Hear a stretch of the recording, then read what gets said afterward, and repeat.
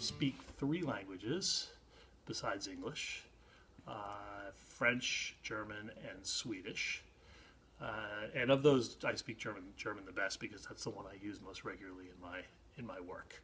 I learned French as a kid.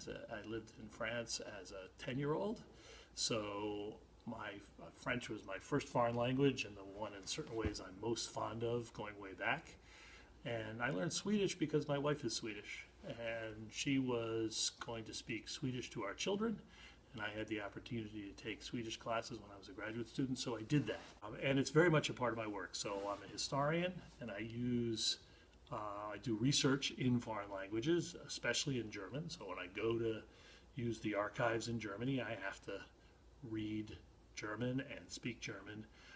I've lived in Germany for a number of years across my career and use that language all the time. So for me, it's just sort of an ever-present part of the work I do, especially as a scholar, but also as a teacher here at the college. So I teach FLAC sections, foreign language across the curriculum sections when it's appropriate, and I regularly have to speak German with my German colleagues who insist on doing that.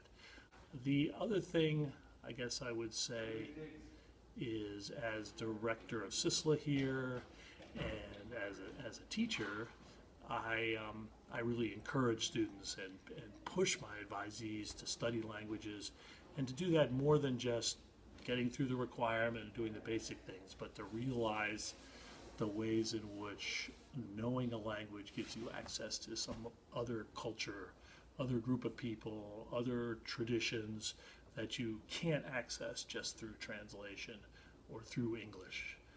Even though you might be able to communicate with many people in the world in English, you don't really know them if you don't try to speak their language. Also, one of the great sort of humbling experiences to try to learn a foreign language, and you realize how difficult that is, and it really helps you admire the people who speak your language well. I remember the summer I spent as a college student in Germany for 4 months learning German was so incredibly exciting for me to be just sort of sucking up the language and absorbing it on a day-to-day basis and then using it again and again.